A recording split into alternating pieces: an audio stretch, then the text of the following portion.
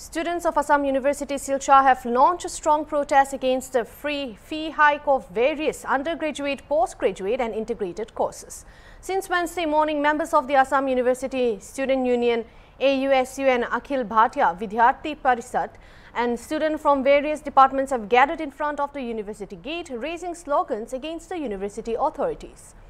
The protesting students have also prevented faculty members from entering the university premises. The agitating students claim that the authorities have increased fees for various courses by 50% this time, causing significant inconvenience to the students.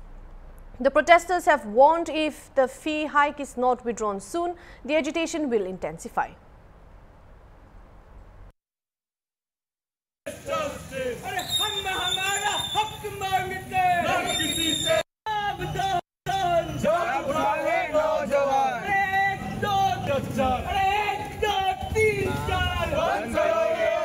किसी से भीख मांगते एक दो तीन चार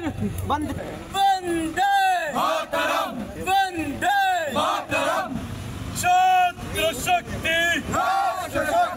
छात्र शक्ति students power Nations power Assam university प्रशासन আজি অসম বিশ্ববিদ্যালয়ত যোৱা 2 বছৰ ধৰি যেনে ধৰণে ফি হাইক হৈ আছে তাৰ তীব্ৰ বিৰোধিতা কৰিছো আমি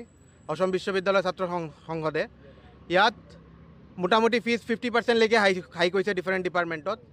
তাৰে মাজত আমি দেখিছোঁ যে বহুত ডিপাৰ্টমেণ্টৰ ফিজ 15%ৰ পৰা 30% আৰু কিছুমান ডিপাৰ্টমেণ্টৰ ফিজ 35%ৰ পৰা 51% লৈকে গৈছে আমি জানিব বিচাৰো ইউনিভাৰ্চিটিৰ যি ফেচিলিটি আমাক দি আছে সেইটো কাৰণে এইটো ফিজ জাষ্টিফাইড হয় না নহয় আমাৰ পানীৰ সমস্যা আছে আমাৰ এতিয়াও 24/7 ইলেক্ট্ৰিচিটি নাই তথাপি ইমান ফিজ হাইক হ'ব লাগে কিয় আমাক 24/7 লাইব্ৰেৰী ফেচিলিটি দিব নোৱাৰে আমাক বেলেগ যি আজবাবৰ সুবিধা সেইখিনিও নাই ল্যাবৰেটৰী ফিছৰ নামত 2000-2500 টকা লয় কনজিউমেবলছ আমি নিজে কিনিব লাগে ইউনিভাৰ্চিটিয়ে তো প্ৰভাইড একো নকৰে